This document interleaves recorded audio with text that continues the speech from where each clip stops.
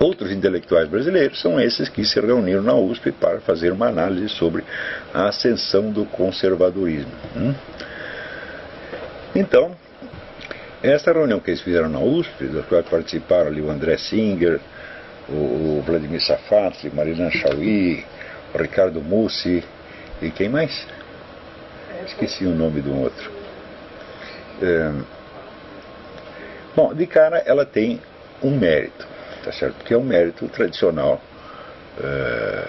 da esquerda. Você não pode esquecer que a esquerda no Brasil é uma força altamente organizada há muitas décadas, tá certo? As organizações que remontam aos anos 30, 40, tá certo? E tem uma atividade constante, e essas reuniões para análise de conjuntura são um hábito, né, arraigado, tá certo? As análises de conjuntura nem sempre visam alguma ação, tá certo, imediata, mas elas são condição prévia da ação, e eles estão acostumados a fazer isso. O pessoal chamado da direita, o conservador, não tem a menor ideia do que é isso. Então, eu tento explicar isso a liberais, conservadores, etc., há aproximadamente 20 anos. Quer dizer, se você não tem um círculo de intelectuais que se reúne costumeiramente só para analisar a conjuntura, não haverá movimento político nenhum, nunca. É tudo fogo de palha, é tudo bobagem, tá certo? Então, quando se você analisar, vamos dizer, as iniciativas tipo liberal conservador que houve no Brasil nos últimos 20 ou 30 anos, você vai ver que elas não têm continuidade, eles não têm ideia de análise estratégica nem coisa nenhuma, são apenas reuniões para fins de propaganda, mas é como se fosse a propaganda de um produto que não existe, né? Porque por baixo da propaganda tem que haver um movimento organizado, com uma militância permanente, com fins táticos e estratégicos definidos, tá certo? E daí você faz propaganda em função disso. Agora, a atividade liberal conservadora, como eles veem os esquerdistas fazendo congresso, por exemplo, eles querem fazer congresso, se reunir e falar, só que não tem o produto por trás. Então é uma coisa de uma alienação psicótica, né? Então, mas o pessoal esquerdista, especialmente comunista, tem prática disso. Então, eles estão acostumados a analisar as mudanças sociais. Analisam lá da maneira deles, que nós já vamos ver como é que é, mas pelo menos esse mérito eles têm. Então, outro dia eu escrevi um artigo que eu mandei para o Diário do Comércio e que não foi publicado ainda e que pode servir também um pouco de baliza para o que eu quero explicar aqui. O artigo chama-se Visão Curta e Visão Mais Curta.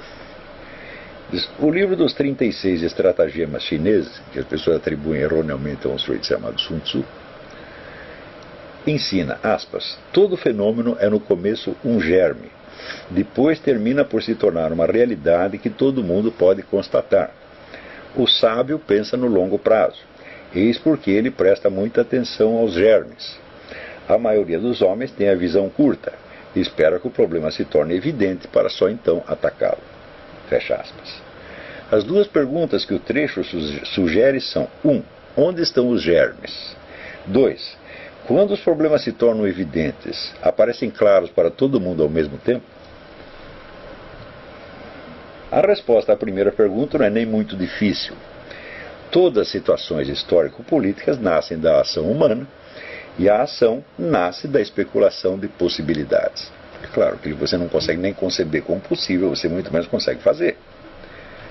Quem especula possibilidades são os intelectuais, numa gama que vai desde os estudantes tagarelas, passando pelos ideólogos de partido, até os assessores e conselheiros de potentados da política e das finanças, culminando nos círculos discretos ou até semissecretos de inteligências privilegiadas, como, por exemplo, a Fabian Society, de 1883, o núcleo fundador da Escola de Frankfurt, o grupo de Stefan Georg, na Alemanha, ou a Tariqa de Fritz Joachim. Das ideias que aí circulam, Algumas são esquecidas, algumas se modificam até tornar-se irreconhecíveis, outras acabam por se transmutar em forças políticas num prazo mínimo de 30 anos. Você vê, por exemplo, a ideia da Fabian Society foi fundada em 1883. Os primeiros sinais de uma ação política baseada naquilo aparecem no governo de Woodrow Wilson durante a Primeira Guerra, né? Mais ou menos 30 anos, 30, 40 anos. Não há um só partido, campanha ou movimento que não tenha começado assim, bem low profile. O analista que deseja saber para onde a política está indo ou de onde ela veio, tem, portanto, de se interessar por uma vasta rede de discussões que, para a mídia usual, é totalmente invisível. Só aparece em livros de poucos leitores, revistas acadêmicas, publicações nanicas, sites especializados, conversações pessoais, documentos reservados, etc. Quando as opiniões dos intelectuais brilham nos jornais ou na TV, é porque já não são germes, são aspectos e sintomas do fato consumado, às vezes empenhados precisamente em camuflar-lhe as origens. É por isso que o comentário jornalístico usual, simples reciclagem estilística do noticiário da véspera, quase nunca acerta em prever mesmo os desenvolvimentos mais inevitáveis da situação. Ainda nos anos 50, o ressurgimento do Islã como força política decisiva, inevitável para meia dúzia de estudiosos, parecia hipótese mítica aos olhos dos luminares da mídia. Parênteses. Quando eu comecei a estudar esse negócio de Islã, no Brasil, que foi na década de 80, isso ainda parecia tão distante da política que as pessoas nem sabiam por que eu estava estudando aquilo. A queda da União Soviética pegou os jornalistas de calças na mão, assim como, 10 anos depois, o renascimento mundial de uma esquerda que eles imaginavam defunta.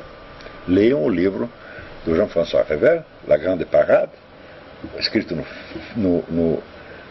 já perto do ano 2000, onde ele perguntava isso: como foi possível que aquilo que morreu na União Soviética agora esteja dominando tudo por toda parte, hein? Não digo que ele tenha dado as respostas corretas, mas é a perplexidade. Quer dizer, o comunismo morreu, mas daqui a pouco está aí, né, o cavalo morto escoiciando todo mundo em menos de 10 anos. Até hoje, há quem se recuse a perceber a mão da KGB na premeditação da perestroika. O Rodrigo Constantino diz que eu sou paranoico, porque eu disse isso. Está mais do que documentado que isso aconteceu. A KGB que inventou a perestroika, porque viu, olha, o comunismo vai para as cucuias, o partido vai cair, mas vamos os anéis, mas ficam os dedos. Eles que se deixem levar para a latilícia da história, mas nós não vamos. Vai cair o partido, mas nós vamos ficar melhor do que antes. E foi exatamente o que aconteceu. Há quem se recusa a perceber a mão da KGB na premeditação da perestroika, ou a fonte globalista de movimentos como o gaysismo e as cotas raciais. E não preciso lembrar aos leitores, ou aqui aos alunos, que o Foro de São Paulo só apareceu no Globo e na Veja quando já dominava metade da América Latina, tendo, portanto, saltado repentinamente, miraculosamente, da inexistência para a glória, sem escalas intermediárias. As ideias, é claro, não surgem como propostas políticas prontas, mas como interpretações da realidade, das quais pode-se deduzir várias propostas políticas diversas e às vezes nenhuma. A transformação de uma coisa na outra é um processo lento, sutil e complicado. A própria disciplina chamada História das Ideias está mal equipada para rastreá-lo. Exemplos de estudos bem-sucedidos na área são Fire in the Minds of Men, de James Billington, que rastreia a história as influências mútuas dos movimentos revolucionários, como as ideias vão passando de um para outro, baseado menos no método das histórias das ideias do que de métodos desenvolvidos em literatura comparada. Literatura comparada, por exemplo, você estuda uma imagem, uma metáfora, né, desde o seu primeiro aparecimento, como é que ela vai passando para outras literaturas e sendo mudada, né? Fire in the Minds of Men, de James Billington, e Libido Dominante, de Michael Jones, que rastreia então as ideias do sex lib, tá certo? E suas relações políticas, né? Mas mesmo esses morceaux de bravoure, quer dizer, demonstrações de força, não exorcizam do meu cérebro aquele sentimento de frustração que Ortega y Gasset assim resumia, aspas, nunca se escreveu um livro que explicasse satisfatoriamente por que alguém fez alguma coisa. Fecha aspas. Essa frase monumental. A análise política, mesmo praticada com os maiores escrúpulos de método, está longe de ser uma ciência. É, no máximo, um empirismo organizado. A segunda pergunta baseia-se na observação de que os fatos patentes não se tornam patentes para todo mundo ao mesmo tempo. Governantes, comandantes militares, chefes de serviços secretos, big shots das finanças, por mais lentos que sejam os seus cérebros, tomam conhecimento das coisas antes da população geral, porque têm assessores bem pagos e incumbidos de informá-los. Têm o tempo e os meios, portanto, de desacelerar a divulgação dos fatos ou de mandar remoldá-los para que pareçam outra coisa. Quando, depois de anos, o escândalo explode aos olhos de toda a população, é geralmente porque já é tarde demais para fazer o que quer que seja a respeito. E mesmo então, as partes mais importantes da história permanecem ocultas, esquecidas ou incompreendidas. Em 1993, quando por obrigações profissionais eu estudava dia e noite a epidemia das CPIs, duas coisas já se haviam tornado claras para mim. Primeiro, escorado num eficiente serviço particular de inteligência, o PT preparava a tomada do aparelho de Estado. Não era a mesma coisa que tomar governo, né? Tomada do aparelho de Estado. E segundo, já se guarnecia antecipadamente contra investigações. Usava as leis como escada para elevar-se acima delas. O futuro mensalão estava ali em germe. Não havia como negar. Mas a diferença entre o que eu lia nos documentos de fonte primária e o que saía na grande mídia era tal que o partido do Zé Dirceu acabava parecendo mesmo o último bastião da moralidade no meio da roubalheira geral. Então, eu fui contratado pela empresa Odebrecht para escrever para eles um relatório sobre as CPIs. Relatório que idealmente eles iriam publicar, não publicaram até hoje. Ficaram com medo de publicar. A verdade era ruim demais. Então isso quer dizer que durante mais de um ano eu tive na minha casa um quarto inteiro cheio de documentos da CPI. Todas as transcrições de todos os dias, todos os documentos e mais o noticiário que saía no jornal. E diariamente eu comparava uma coisa com a outra. Diariamente durante um ano. Então eu vi, olha, lá na CPI eles disseram isso, assim, assim, e no jornal saiu outra coisa completamente diferente. Isso acontecia todos os dias. Né? Então, evidentemente, a impressão que ficava nos olhos do povo era uma. E o que estava acontecendo era outra coisa completamente diferente. E foi aí que eu vi o abismo que pode existir, vamos dizer, entre os fatos e sua imagem na mídia.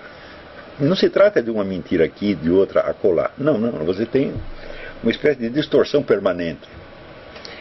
Em parte, causada pela simples aplicação rotineira de técnicas jornalísticas que não são muito apropriadas à descrição dos fatos. Em parte, por hábitos mentais que já estão arraigados na cabeça do jornalista e que os fazem distorcer as coisas mais ou menos automaticamente. E, em parte, por uma distorção proposital feita para favorecer determinadas correntes políticas. Né? Eu vejo que, por exemplo, existe uma... Eu acho que na cabeça de todo jornalista brasileiro, pelo menos, aqui nos Estados Unidos também eles dizem a mesma coisa. Existe um instinto de você reproduzir as palavras do indivíduo de maneira que possa comprometê-lo se você não gosta dele e que possa neutralizar o perigo se for alguém da sua preferência. Isso quer dizer que com uma frase você pode destruir a carreira de um sujeito, como fizeram aqui com esse tal de Todd Akin, né? Falou uma besteira lá a respeito de estupro, ao longo de uma carreira de 50 anos, ele teve uma frase engraçada, quase acabaram com ele. Não? Ou o Maluf, com o famoso estupro mas não mata, que provavelmente não foi dito exatamente assim, mas foi resumido assim. Né? Então, E note bem, os jornalistas, quando eles fazem isso, eles ficam contentes, né?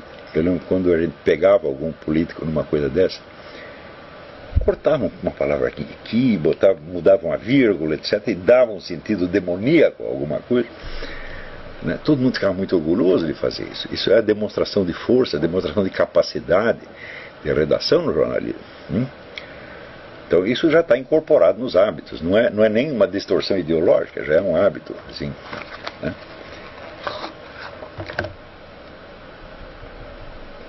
Mas daí que termina o negócio. Quase 2 décadas se passaram antes que a decepcionante realidade das coisas se tornasse patente aos olhos da multidão.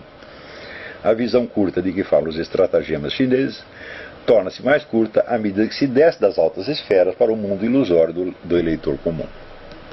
Então, quer dizer, nas altas esferas geralmente se sabe as coisas em tempo, ainda que se saiba distorcido. Então, bom, alguma informação você tem, né?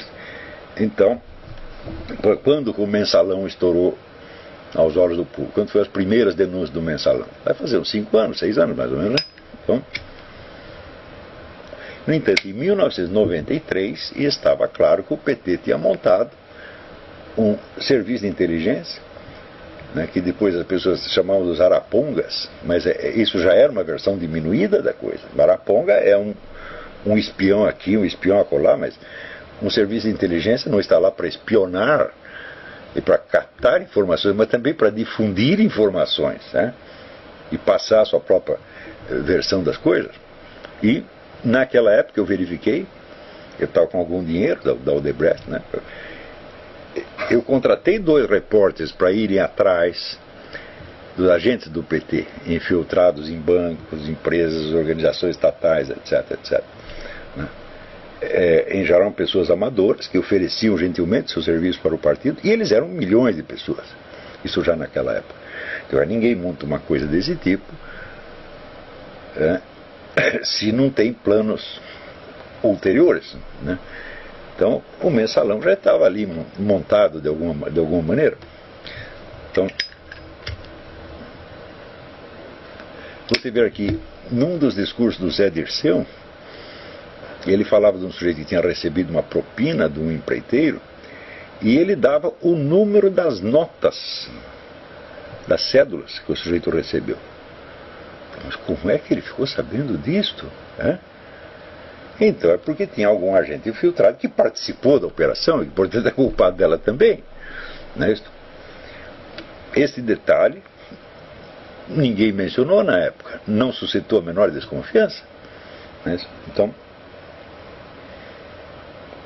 muito bem, mas tudo isso aqui é para vocês verem que esta coisa de você examinar os germes dos movimentos políticos, que é uma coisa que o pessoal liberal, direitista, né, desconhece tanto, que quando eu mostro para eles um desenvolvimento que já está em curso, que já está acontecendo, mas que ainda não saiu no jornal, eles sempre dizem que é loucura. Como, por exemplo, agora no novo Código Penal, que é reduzir a idade de consentimento para ato sexual para 12 anos de idade. Então é a consagração da pedofilia, evidentemente, como eu anunciei 5, 6, 7 anos atrás. Foi chute, foi sacação? Não, meu filho, eu fui lá na discussão. O que os intelectuais, etc., estão discutindo? Então, ou são ideólogos de partido, ou são altos assessores de milionários, de potentados. É lá que está o germe do que vai acontecer. Então, eu não estou diagnosticando, eu estou dizendo um plano que eles têm. Pode ser que esse plano seja abortado ou seja adiado, às vezes os caras não conseguem a coisa no tempo devido, mas não há uma só ideia ou proposta política em circulação que não tenha essa origem. Não há outra origem possível. Então, vamos dizer, os próprios políticos e cargos eletivos, eles é que não têm ideia nenhuma. Quando a coisa chega no parlamento é porque aquilo já é velho. Já está sendo discutido. Por exemplo, você veja todo esse favorecimento aos drogados, né, aos bandidos, essa moleza que a polícia está dando, as autoridades estão dando, né, a criminosos, tudo isso, meu filho, começa na década de 50, 60. Isso tudo está nos livros do Herbert Marcuse, e já vinha sendo discutido na escola de Frankfurt desde a década de 30. Então, até virar política, passa um tempo. É o mínimo de 30 anos, pode ser 60, 70. Tá certo? É um processo longo e complicado. Então, entre os direitistas, liberais, conservadores, ninguém parece saber disso. Então, quando você anuncia um processo, até que já não está nem em germe, que já está em movimento, eles acham que é teoria da conspiração. Falam, bom, então, eu estou querendo ensinar para eles como é que se trabalha, eles não querem aprender. Isso são todos sem exceção. É milico, é cristão, é católico, é protestante, é jornalista, é empresário, são todos assim. Então, comparado com isso, o pessoal da esquerda é muito mais profissional, porque eles já estão acostumados com a ideia de que é preciso estudar as coisas em germe. Algumas vezes eles são pegos de calça na mão, por exemplo. Em 64, abril de 64, eles foram pegos de calça na mão. Por quê? Durante um tempo eles não prestaram atenção ao que estava sendo discutido entre os intelectuais conservadores e, de repente, aconteceu o golpe, eles não levaram a pancada, não sabiam de onde vinha. Tá certo? Mas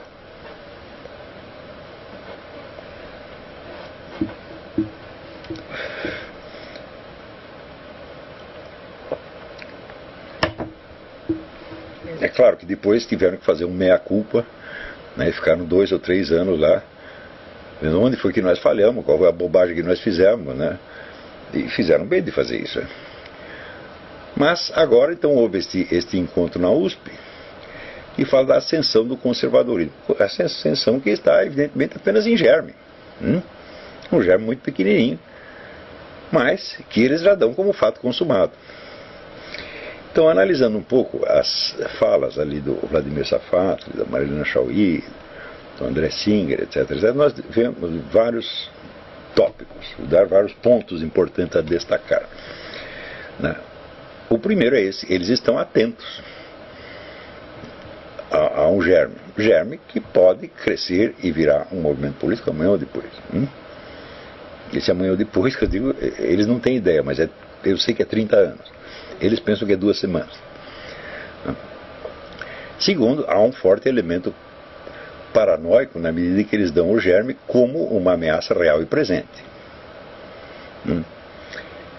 E, evidentemente, eles fazem isso, em parte, como um elemento de autojustificação. Porque, de fato, não há nenhum partido de direita, não há nenhum partido conservador.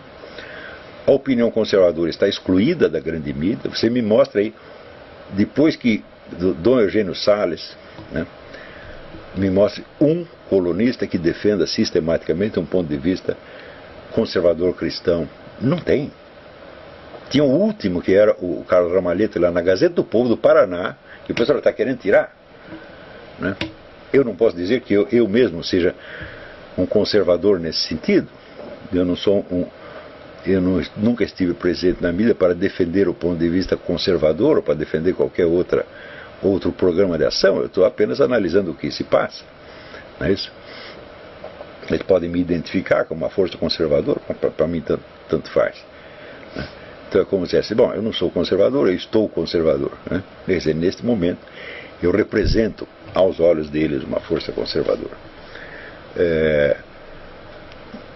Então, nas universidades, então, nem se fala. Não é isto? O ponto de vista cristão conservador está praticamente excluído. E, no entanto, aparecem, né, 4 ou 5 colunistas, 4 ou 5 não, hoje já são bem mais, né, são algumas dezenas de sites, né, cristãos, protestantes ou católicos, muito batalhadores. Você tem um forte movimento antiabortista, etc. E, aos poucos, isso foi configurando na cabeça deles um conservadorismo. Então, a descrição que eles fazem do fenômeno não tem nenhuma preensão objetiva sobre os fatos. Nada. Ou seja, os conceitos descritivos que eles usam são totalmente inapropriados ao assunto. Tá certo? Não há conexão com a realidade. Eles não são capazes de fazer uma descrição da situação real. Não são capazes. E, no fundo, nem imaginam que isso é possível. Então, o conjunto do que eles dizem pode ser interpretado não como uma descrição de um estado de coisas efetivo, mas como expressão do sentimento de identidade do grupo. Então eles perfilam uma ameaça e o exame desta ameaça reforça os elos de solidariedade entre os membros do grupo, portanto entre a plateia, os palestrantes e demais militantes. Então, nesse sentido, é um discurso ideológico na acepção mais técnica e objetiva do termo. Quer dizer, não é um discurso sobre a realidade, mas é um discurso de autoexpressão e de fortalecimento de um sentimento de identidade grupal.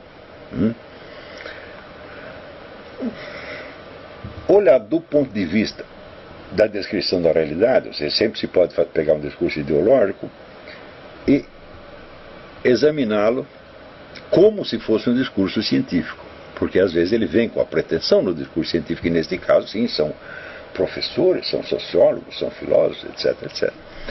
Então, eles vêm com o prestígio de uma descrição da realidade, tá certo? Então, como descrição da realidade,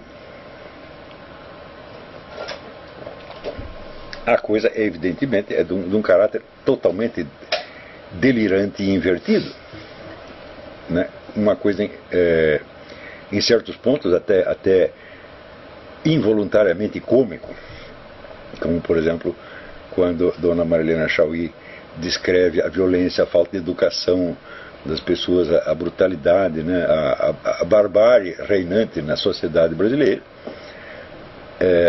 e ela atribui isso ao conservadorismo.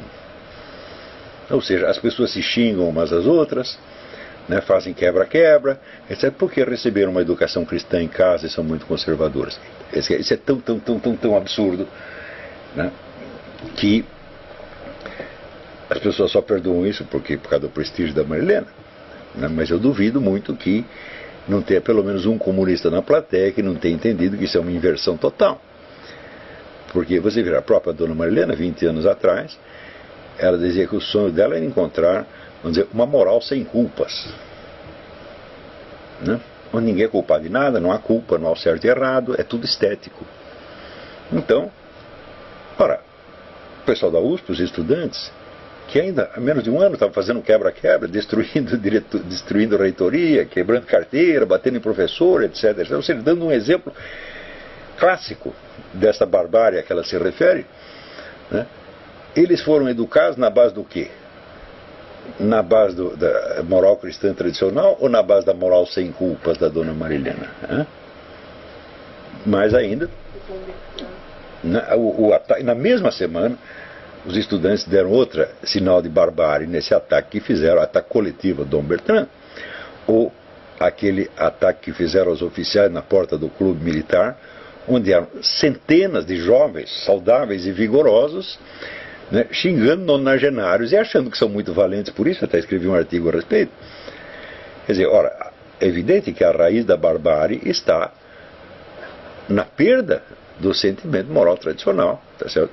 E não tem nada a ver com o conservadorismo, é justamente a perda dos sentimentos conservadores é que cria isso. E houve um longo trabalho nesse sentido, né? Um trabalho de apresentação, por exemplo, dos crimes dos delinquentes como se fossem vítimas da sociedade, a ideia de fazer a sociedade sentir culpa quando pune uma pessoa dessa.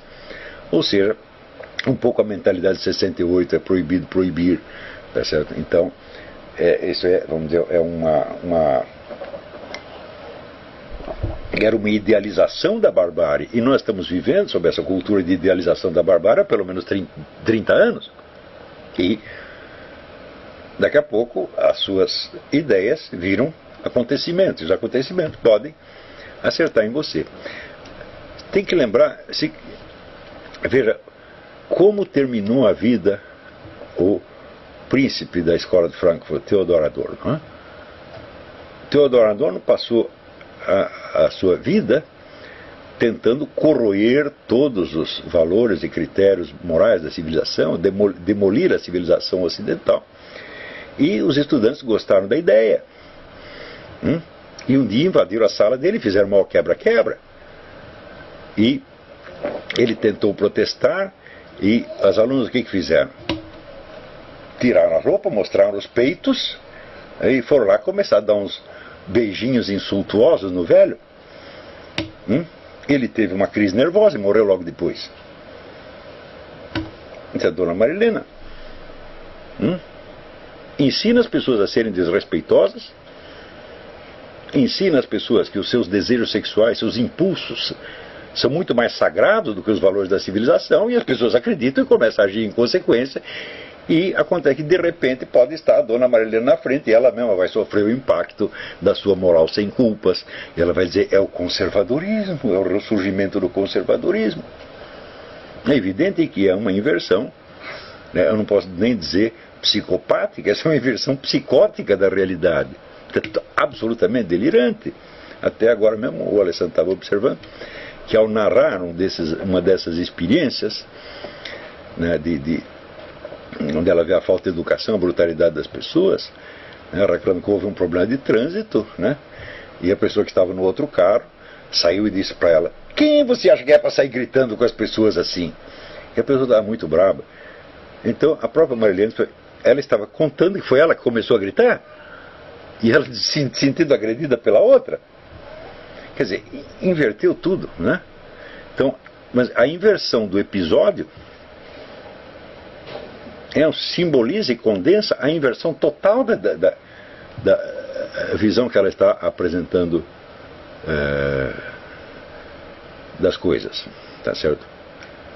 Essa inversão também já se observa há muitos anos numa noção fundamental que essa gente usa para descrever o estado de coisas e para descrever o seu inimigo. E esse inimigo chama-se neoliberalismo. Eu já escrevi artigos a respeito. Né? Então,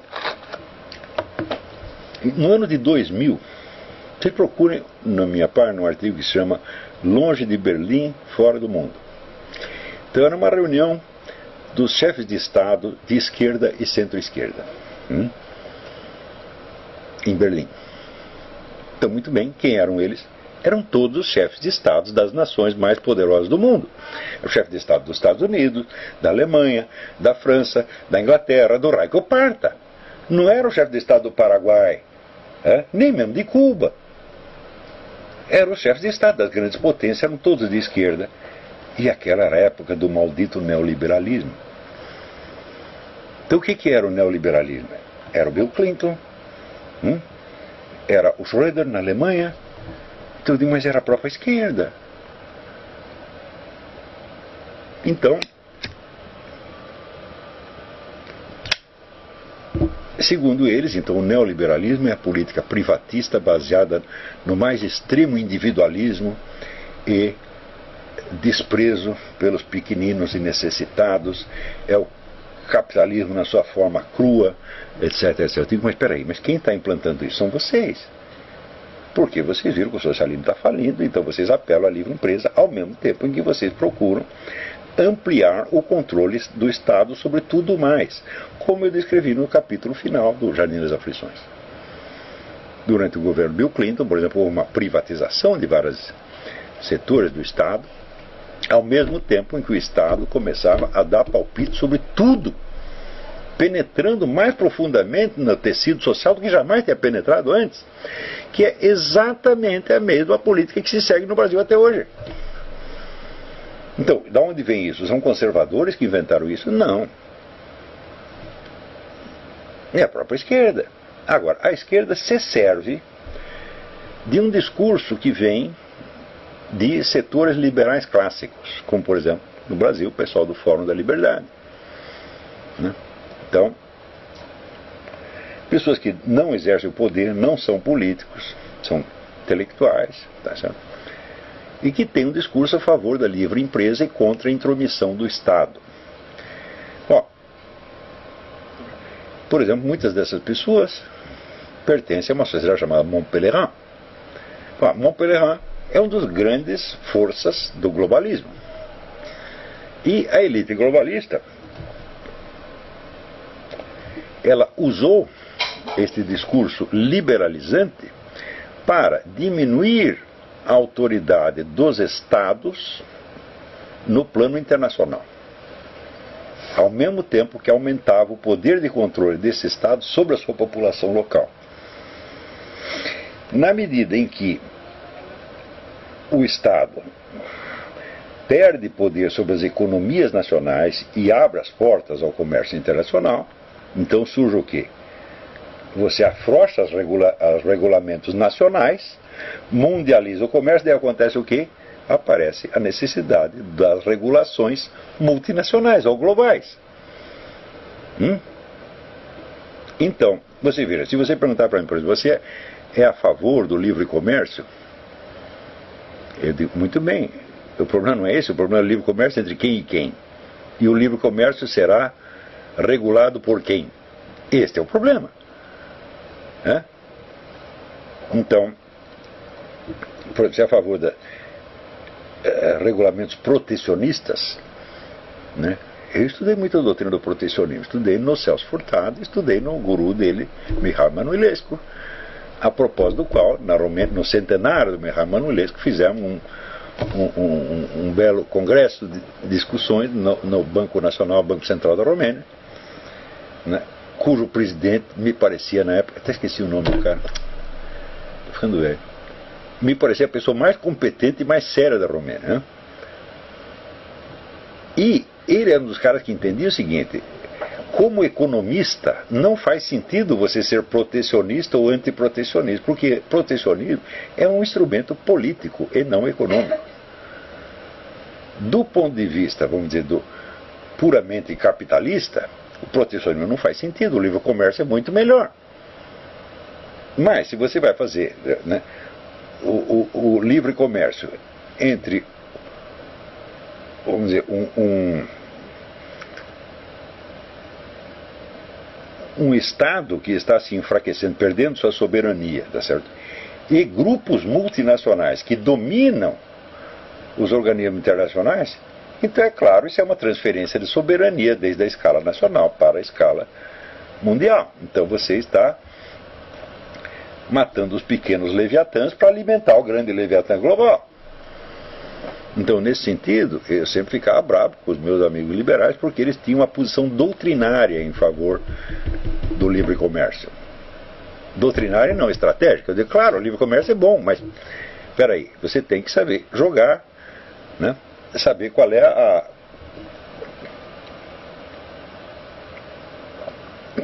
é o fator político que está em jogo, e não somente, vamos dizer, a questão do progresso econômico. Né? Por exemplo, se você abre as fronteiras, então é claro, a sua população tem acesso a um montão de produtos a preço mais barato, é uma maravilha, você pode importar tudo quanto é da China, né? Aqueles sapatos chineses, eu comprei um sapato, deu chulé por 6 meses, né? E cheguei até os 63 anos, nunca tive chulé. Usei o sapato chinês uma semana, eu mesmo não me suportava, eu queria me jogar dentro da privada, né? Então, você pode comprar tudo quanto é bugiganga a preço vil, né? E a população fica muito contente com isso, e claro, isso incentiva, aquece a economia, sem sombra de dúvida. Mas,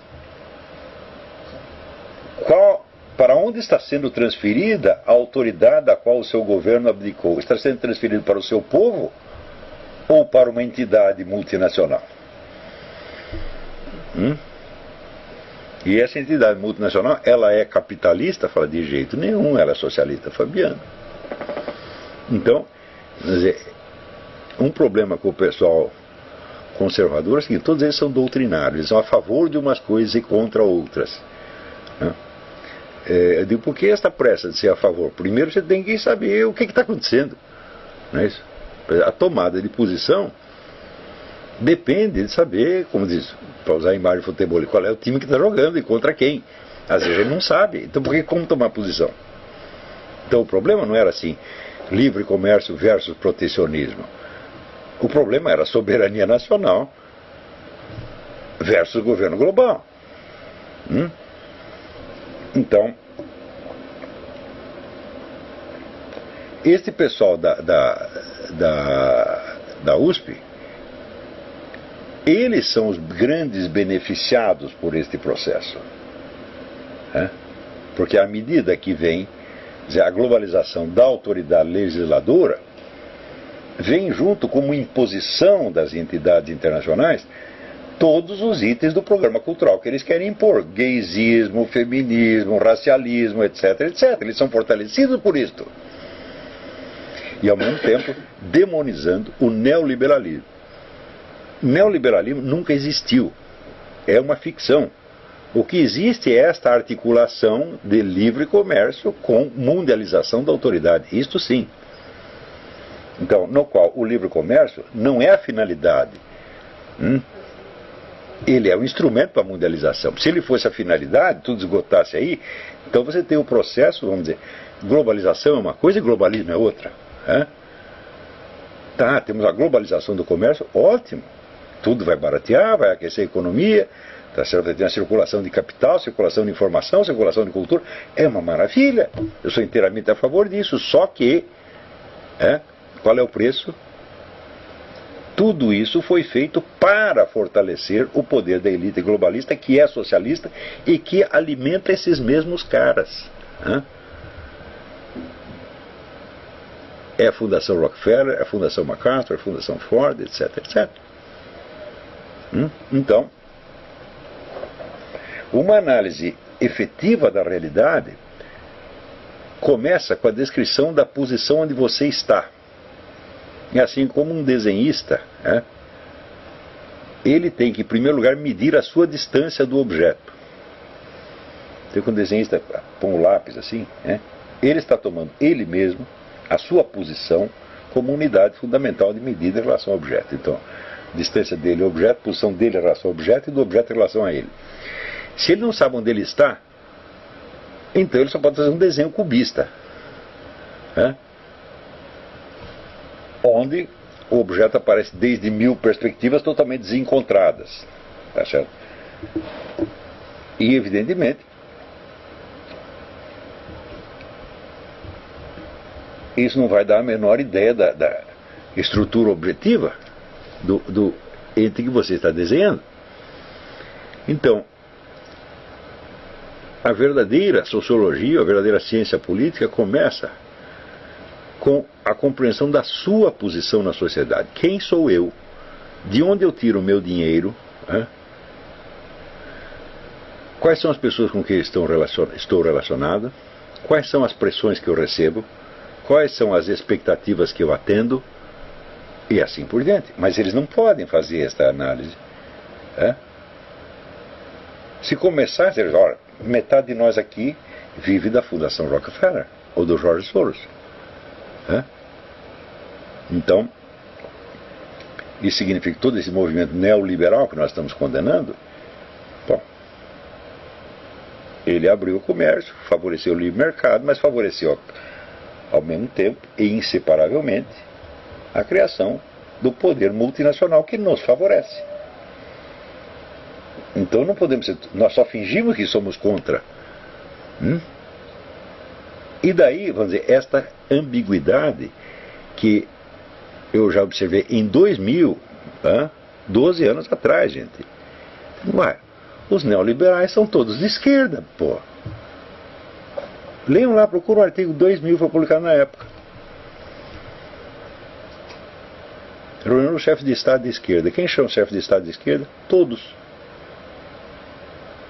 E era a época que, no Brasil, a esquerda estava estrelando contra a política neoliberal, que era a política deles mesmo.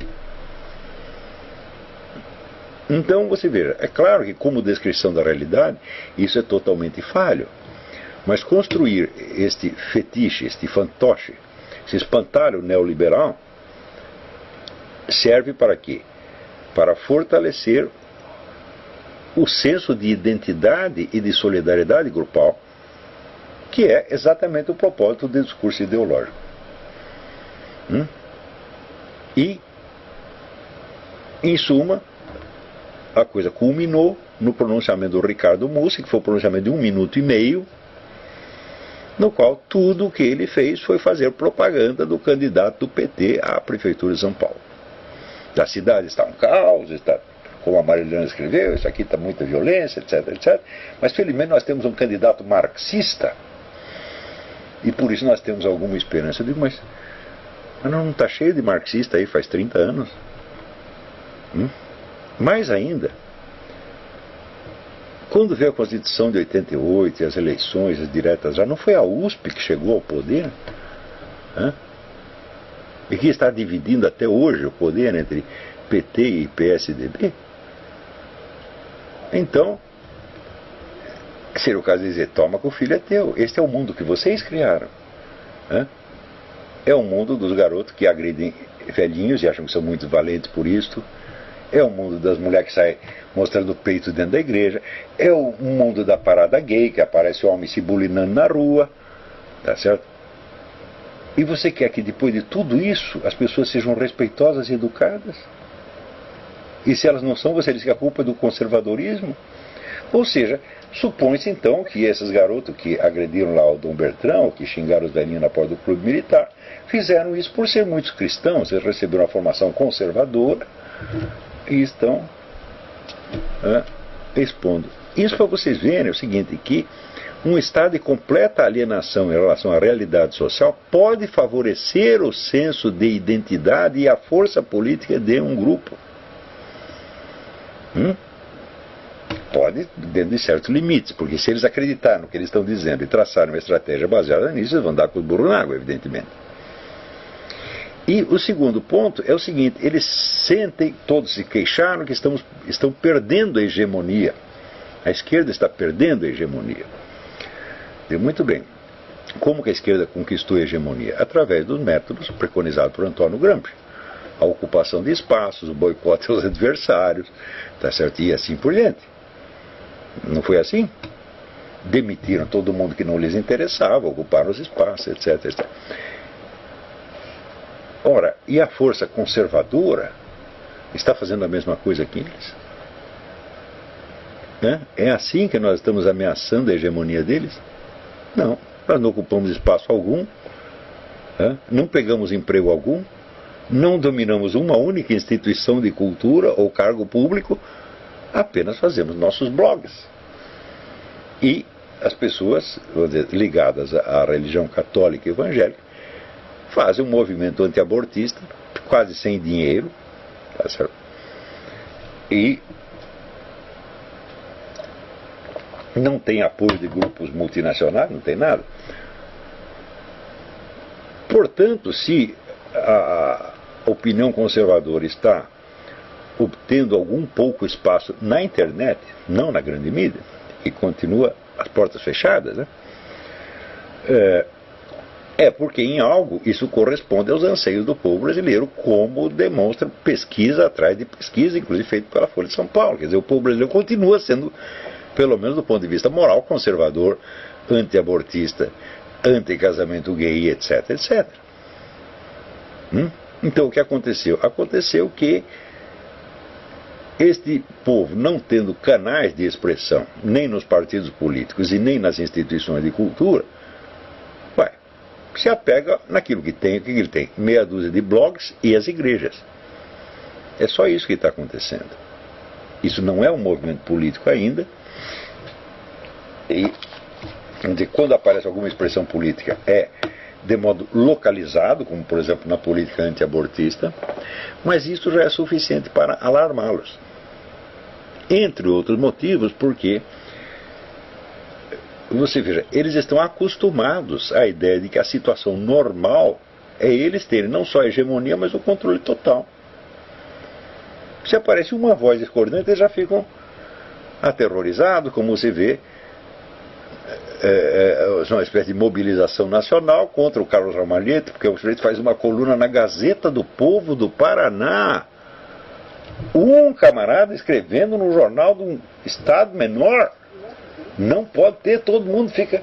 Não pode, porque eles têm medo.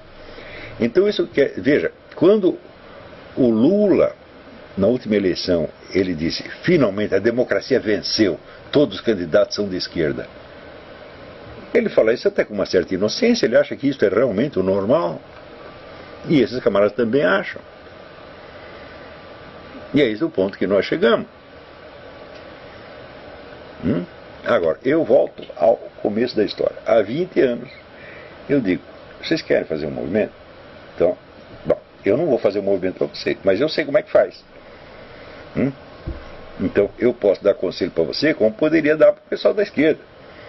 Por exemplo, ao pessoal da esquerda eu aconselharia, ó, não acredite no que você está falando, porque se você fizer uma estratégia baseada nisso, bom, os conservadores vão rir da sua cara e vão acabar vencendo, né? Então, isso que vocês disseram vale como propaganda. Para fora, da boca para fora. Como propaganda funciona por quê? Cria o medo e fortalece a solidariedade grupal. Mas não serve como base de informação factual para você criar uma estratégia, traçar uma estratégia.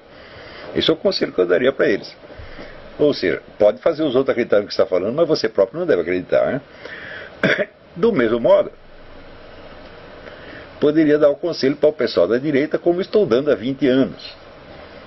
Então, primeiro, você tem que criar uma geração de intelectuais altamente capacitados, capazes de fazer análise de conjuntura toda semana, sem nenhum propósito imediato. Você tem que mapear a situação e estar consciente dela. E mais ainda, você tem que se tornar capaz de apreender os movimentos em germe, para saber para onde a coisa está indo, para você poder traçar uma estratégia de modo a não ser pego de calças na mão dentro do fato consumado. Mas isso é a mesma coisa que falar com uma porta. E por que é assim? Por causa disso que diz o Zé Bonifácio. Nós realmente estamos lidando com um povo de gente fútil, tá certo? E gente, como toda pessoa fútil, muito insegura. É a mesma coisa dizer, gente que não tem Deus. O Deus dele é os olhos do vizinho. Tá entendendo? E que se interessa mais do que falar sobre o que falaram dele do que sobre o que ele é. Quando as pessoas falam de mim, falaram isso, aquilo, tudo de você. Você sabe o que eu faço? Eu penso assim, esse pessoal não sabe nada, eu sou muito pior do que eles estão falando. Deus sabe. São todos os meus pecados. Isso é bobagem que eu estou falando. Agora, se você não sabe disso, você fica realmente ofendido porque falaram tal ou qual coisa. Se sente indignado, e protesta veementemente. Então, tudo isso, evidentemente, é um teatrinho grotesco. Então,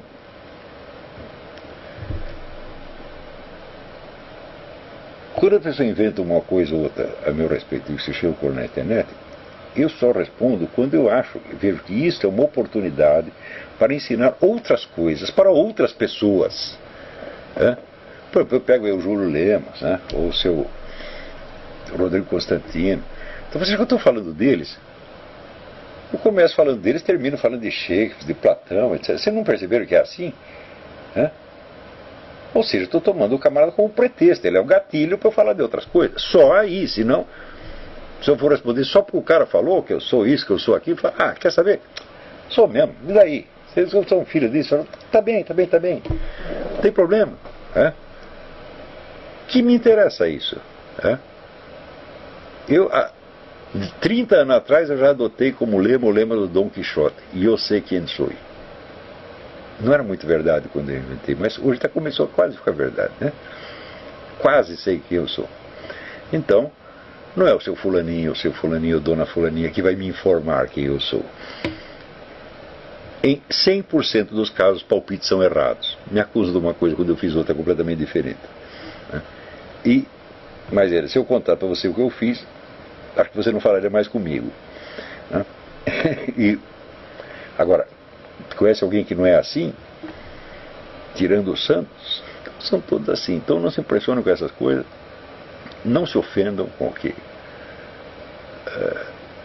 falaram de vocês. Mas quando alguém te xingar de alguma coisa, se coloca dentro de Deus e fala, será que eu não sou muito pior do que isso aí que o cara está falando? Às vezes não por isso, às vezes é por outra coisa completamente diferente. Não é isso? Então, há muitos anos eu já desisti de ser compreendido como pessoa. Mas tem algumas palavras, algumas coisas, algumas dicas que eu dei, eu gostaria que fossem compreendidas.